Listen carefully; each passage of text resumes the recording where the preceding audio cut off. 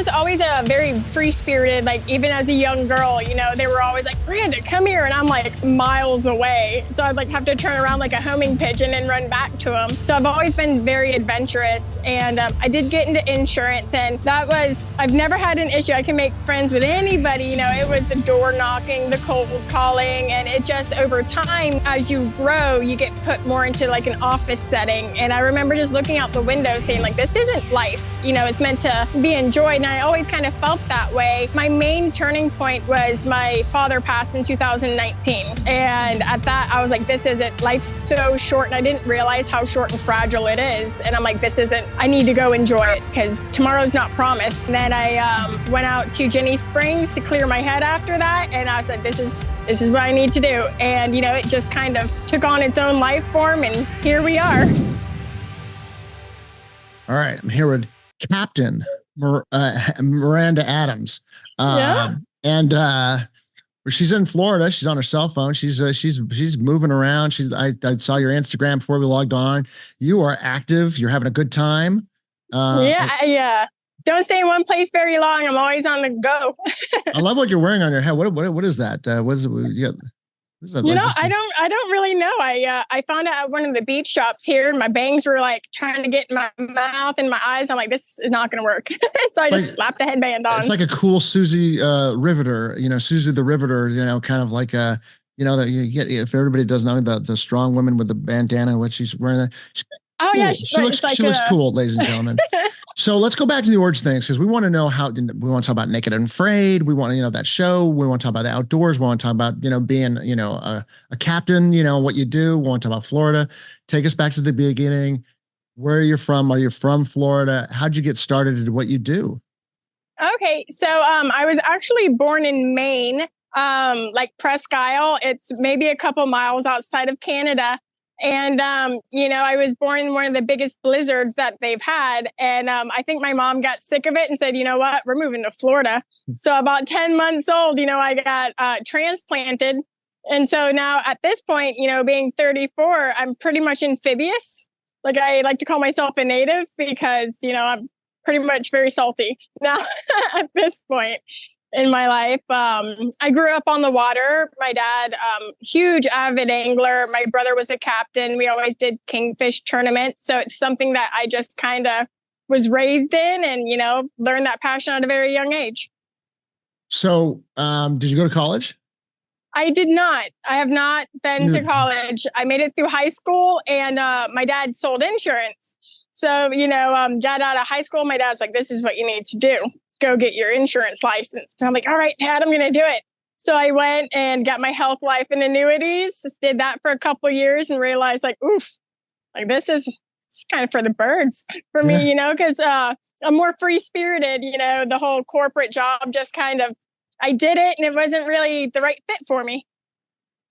I love those kind of stories because I always gravitate towards that. I love people that are like, they pivot, because they're saying, well, I was doing this.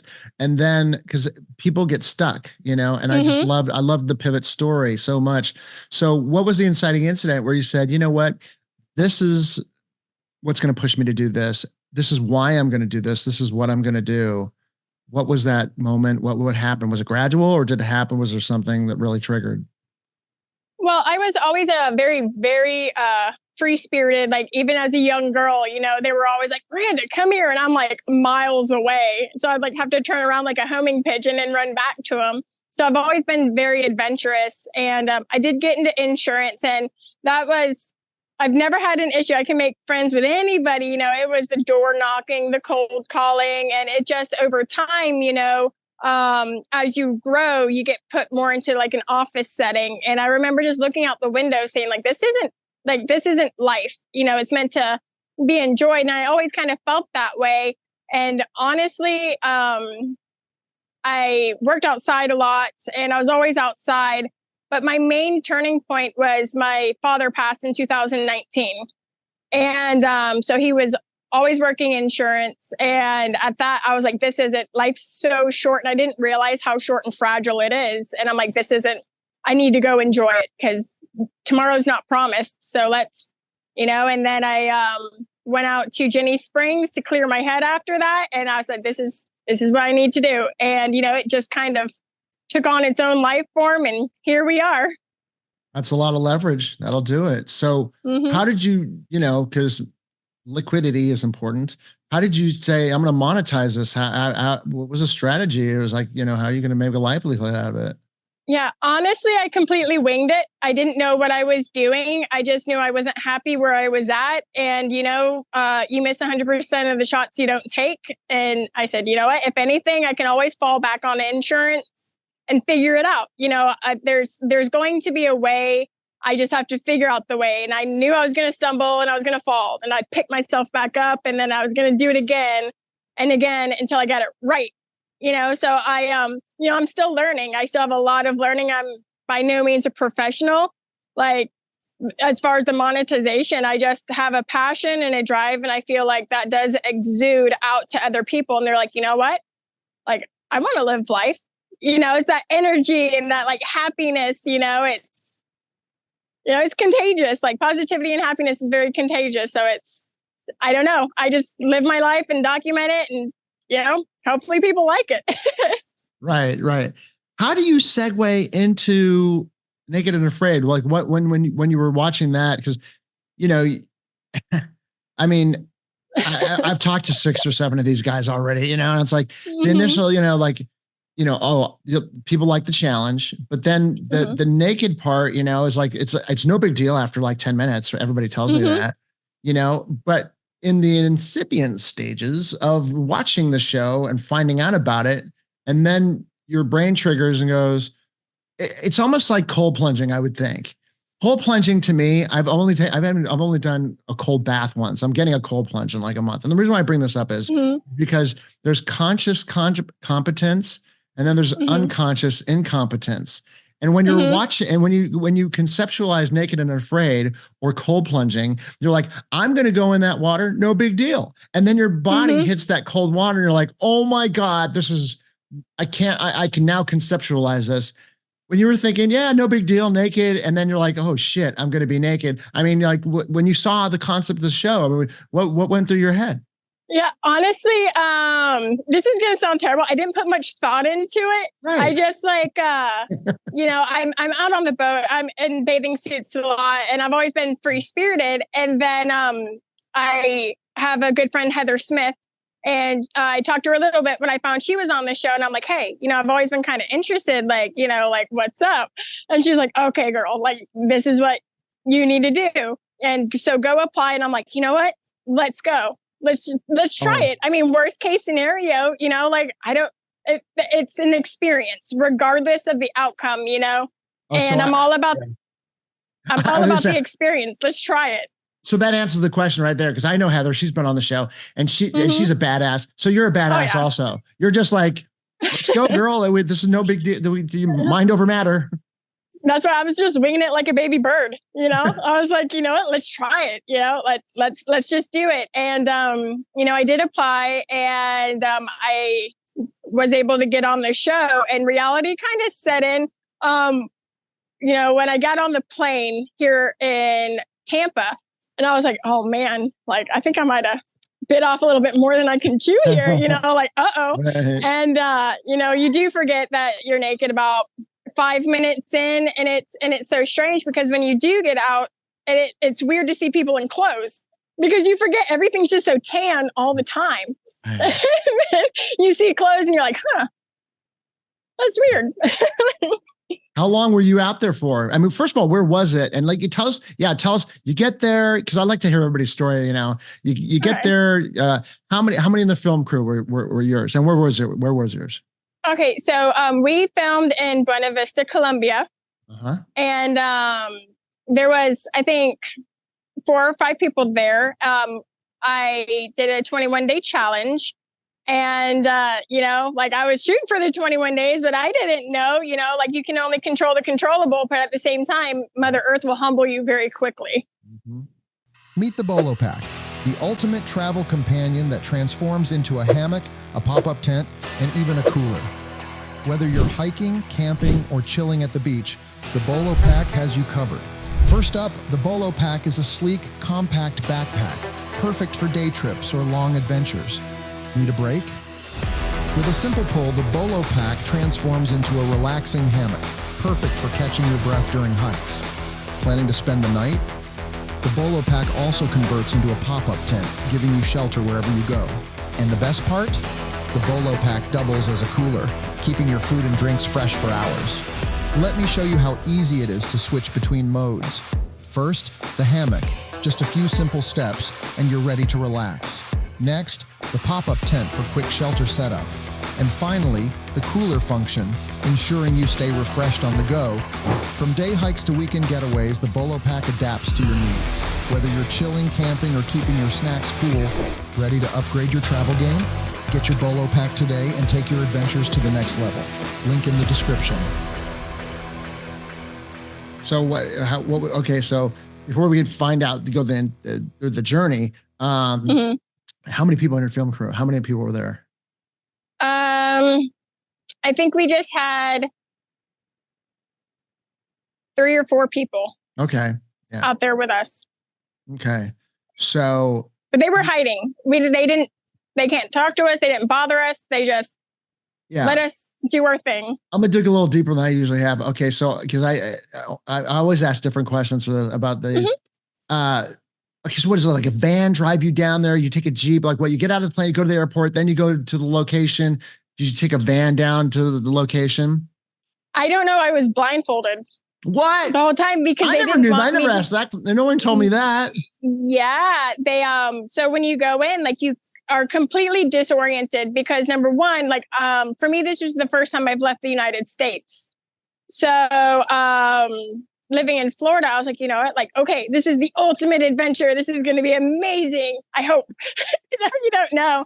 So, leaving Tampa and then I flew into Texas and then they flew me into Bogota Airport. I did not take into consideration that I don't know Spanish. So navigating through the airport when no one's speaking English was very difficult. So I was running around to everybody like, habla inglés? Like anybody, I'm trying to catch this flight. Like, please help me, and, you figured it out really quick. It was, I think it was the first part of the survival challenge. Yeah. So I was just trying to get there. It was incredible. So you're at the airport. Who does the blindfolding? What happens? Okay. So I didn't get blindfolded at the airport. So I get to the airport and they bring me to a hotel and, I have my little drinks, my snacks, because they want you to eat as much as you can beforehand. Because, you're going to go days without eating.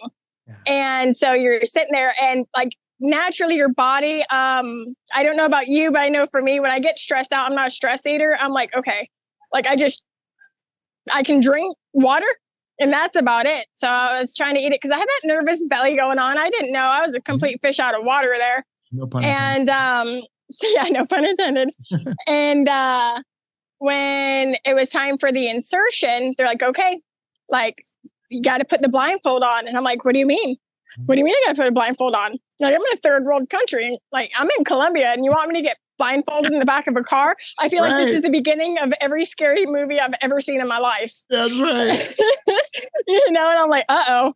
Like, this is getting really suspicious really fast. And then we get to our location and they're like, okay, you're like, take the blindfold off. And so I'm fighting, like being car sick in the back because I can't see anything. And, fun story, we got pulled over because they saw me blindfolded in the back of the car. Yeah, exactly. Federales or whatever they call the police. Yeah. It was the police because what they do is they just kind of stand in the middle of the road and they're like, hey, pull over. And so, it looked super suspicious. I was blindfolded in the back of the car with 2 locals and I'm very, very obviously a foreigner there. And the guy's looking at me and he's just saying stuff. And I'm like, I have no idea what he's telling me. And then I heard the word passport and I'm like, I don't have anything on me.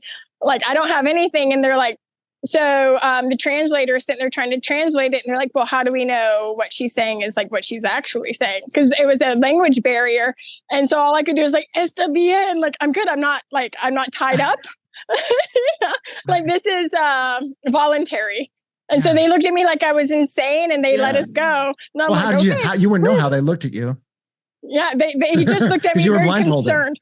Yeah. Well, no, I had to take the blindfold off at that Oh, point. you had to take the blindfold off. Yeah, Okay. 100%. And then Okay. I'm like, oh my gosh, am I in trouble? Like, what is going on? I didn't know how the situation was going to end, and they're like, I was like, it's the end. And they're like, are you tied up? I'm like, I'm not tied up. This is voluntary, and they're like, okay, you're good. And he looked at me like I had 3 heads. Like he looked at me so confused. Wow.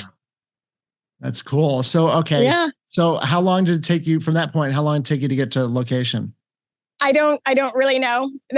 I didn't have a time frame. I just knew I was going and I didn't really know much of anything. Okay. So you get there, they take the blindfold off. What happens next? I walk into the jungle. That's it. They're like, okay, you're going to, no talking. It's like, okay, we're going to take the cameras back here now. You're going to go do that. Or so it's just like, okay, bye, Miranda. Well, they said, okay, you have to meet your partner, and so I'm nervous because I don't know anything. I don't know who it could be. I don't know like how many it could be. I have no idea. So, I walk down and, I get to meet my partner out there. And that in itself was like, reality set in very quickly for me because it turned into like a super fun adventure. Like, okay, I'm clothed, I'm not hungry, I'm bathed. Yeah. And then like, next thing you know, I'm like eye to eye with my partner and we both looked at each other because reality set in at the same time. And we're like, here we go. Oh, yeah. There's no turning back. Like it's full throttle forward. And, I had an amazing partner out there. It's super incredible guy, very patient because I talk a lot and I'm high energy and, he's sweet, calm, and handled me very well. He's a great listener. Who is your partner? It was Kyle Hennington. Okay.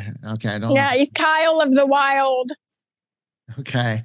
Yeah. So what do you look for first? You look for water. You look for what's your plan? I didn't have one. I just wanted to get somewhere that looked like it would be safe. That looked like location so we wouldn't get flooded out. Food wasn't really a priority because my belly was full. So I was like, okay, I just want to get somewhere that looks safe away from predators. And I know that we would need to get a fire started because that's our lifeline. You don't have fire, you don't really have much of anything. Okay. So take us through the journey in here a little bit, the highlights. So you, you set up that night and take us through the corridors of this experience. Yeah. So I'm very limited on what I can say right now since the episode does drop on the 28th. I didn't know that your episode didn't drop already. Yeah. It hasn't. Wow. This is fresh. This is exciting. Yeah, it's very fresh. So I would love to give you more details. I can't. Yeah, but after this show airs, like we can really dig into it because then then I can like tell you anything. I've interviewed people before on the show several times, like I said, but never before the episode drops. And this is your first one. It was, yeah. Wow. Okay. I know. How long ago was it? So we got out the tail end of September. You were finishing in September. Yep. So it was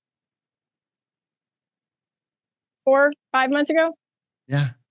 So I'm still trying to gain weight back. I'm just I'm just about to ask you a series of questions. Like you get back and where are you at right now? And then I'm going to ask you I'm going to do it backwards. I want to know where you're at right now, as far as go through the inventory of that. And then let's go back to like the stages of like, cause this is really, a lot of people don't go through these kind of, situations, so I want to find out the emotional and psychological, dynamics of it. Yeah, of course. Right now it was, getting out, I didn't really expect cause I didn't know how I would react to getting out of everything. Everyone handles everything different. And it was so weird going like within 24 hours, you're butthole down in the dirt. And 24 hours later, you're sitting on your couch eating like tiny little things. I mean, you're trying to eat everything, but you just can't because your belly's so tiny. And like you're watching TV, you like had a hot shower and you're like, did that really happen? Or was that like a weird fever dream? You know, like it's just, it takes a while to process, you know, and it was just, it was an incredible experience. And, you know, being back stateside, I have little moments to where I see things or I'll smell something and it'll take you right back into that spot. Like when I smell a campfire, I'm like, you know, and it almost like reignites that energy and that like those moments. So it's been absolutely incredible mentally. You have to be very strong. And that's the number one skill set you need out there. And I say this because do I consider myself a survivalist? Absolutely not. I'm an outdoors enthusiast and I fish. You know, that's been my life. And so going on to this, I had limited skill sets. You know, I mean, I trained as much as I could for what I thought I might need. But once you get out there, you know, you go in with a game plan, like, right? You're like, I'm going to go in, I'm going to get a shelter built, I'm going to get fire, I'm going to find food, like in 24 hours, and I'm just going to thrive, no problem. And then you get out there and you don't have a plan because it will not go to plan. You just have to wing it and adaptability and your mental fortitude, because you're going to have some hard times out there. You know, like you're going to hit rock bottom because you dig so deep and do a lot of shadow work and internally, you know, things that you thought, you know, you got past kind of conjure back up. So you get to really work on yourself out there and you get to have an incredible experience too. And, you know, if you have a great partner, it helps. But, you know, some people unfortunately don't have partners out there. So it's just mentality. If you have a strong mental fortitude, you can do it. You know, you don't need the skill sets because you will learn. You will learn through trial and error, because what works in Africa won't work in Colombia, you know? So it's learning and learning from your failures. Like, okay, this didn't work. How can I change it? How can I make every day 1% better than yesterday? Like, how can I make it suck less than yesterday? You know? So if you stick on that, you know, you just keep pushing. Just keep pushing. Yeah. So when you get back, you're eating a little bit here and there. You don't want to, you know, have a big giant meal. Mm-hmm. You're Tom Hanks in it, you know, with ice in your glass. Oh.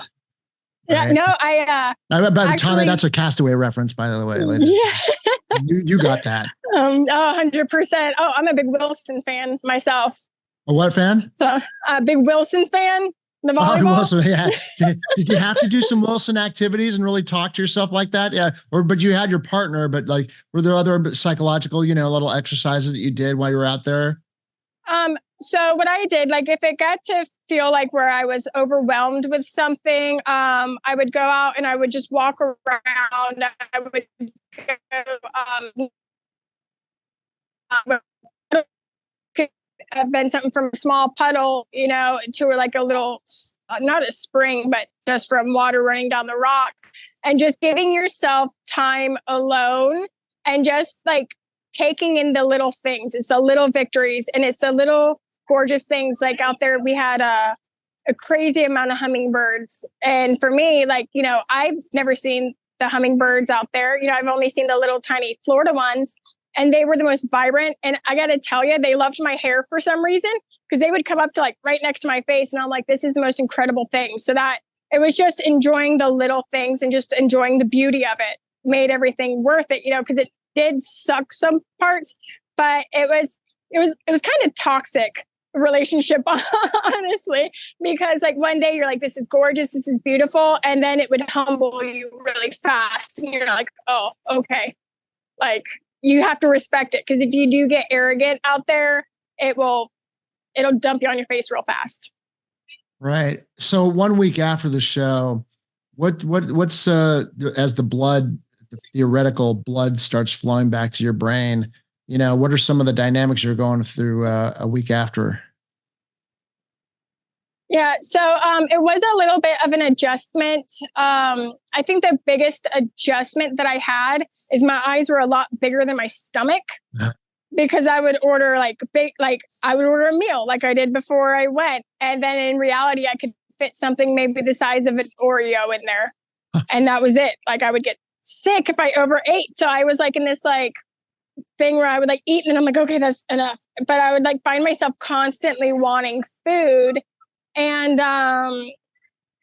it gave me, I didn't expect this, but it gave me a whole like different point of view and appreciation for the things we have in the States. Like you can go into your shower, turn it on, you have hot water in 2 seconds. You don't have to sit there and wait like 30 minutes to like 4 hours to get potable water. So it's just, you can go to your fridge and get it, so it's those things. And you're like, holy moly, there's all these things I've taken for granted my entire life. And when you're stripped from them for, X amount of time, you come back to it and you're like, I have so much more of an appreciation. And it almost gives you more of a minimalist mindset. I don't need a closet full of things. I don't need all these material things because I've gotten by on much less. And I found myself much happier. What a healthy new equilibrium. Absolutely. Yeah. It was a big reset for me. And I can't tell you the gratitude I have for that experience because it's opened my eyes and now I can see different perspectives of everything. And it was absolutely incredible for me. Wow. Where are you at today in your career? Everything that's going on with you right now. Yeah. So right now I'm sitting in Daytona Beach, but as far as my career, I do work for a company, Explorida. I was doing my own thing for a while. And then, I had to put that on the back burner while I was doing the show. So when I came back, now I do manatee tours because it's, I live in Crystal River. So the manatees are stacked in there like cordwood, so they're there. So we go and we swim with them. We get to see them. We can't touch them. But we get to just like pretend we're a manatee for about 3 hours a trip.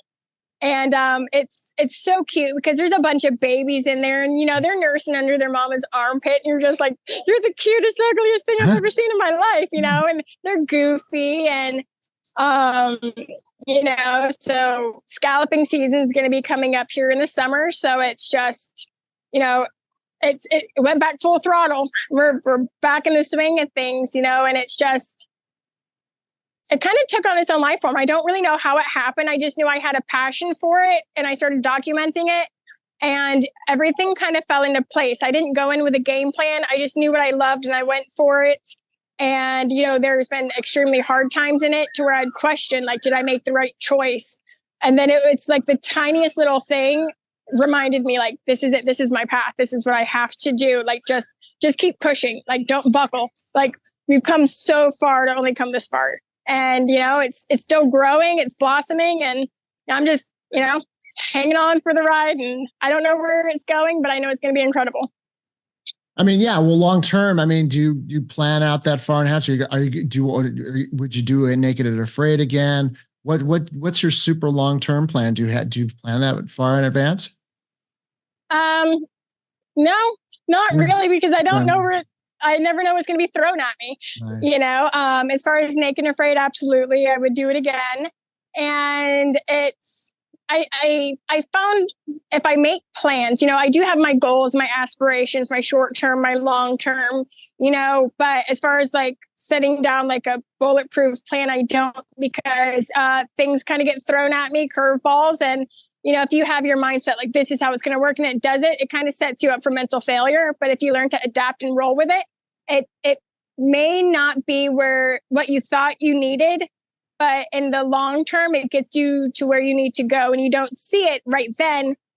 But, in the future, you're like, I'm so glad that worked out because that's exactly what I needed. I love it. You articulate and conceptualize your story very well. Thank you for that. Tell everybody how they could find out more about you. So on Instagram, I'm capt.Miranda, Captain Miranda, or Miranda Adams Outdoors is the charter company. Pretty much anywhere. Like it sounds so, I don't want to sound arrogant, but you can Google Miranda Adams Outdoors and it pops up a whole laundry list of things. Great. Yeah. Absolutely. I'm based out of Crystal River, Florida. You don't know where that is. It's north of Tampa. Google manatees and boom. You're there. You're pretty much at Three Sisters Springs. Yeah. And check out her Instagram too. I mean, it's like tons of great content, pictures and everything, videos, and it looks great and looks like you're having an amazing time. So thank you so much for sharing today. It was an absolute pleasure. Yeah, absolutely. Thank you for having me. The pleasure has been mine for sure. Thanks for joining us. Gear up for your next adventure and head over to Bolotor.com to check out the amazing Bolo Pack and their other innovative outdoor gear. Catch you next time.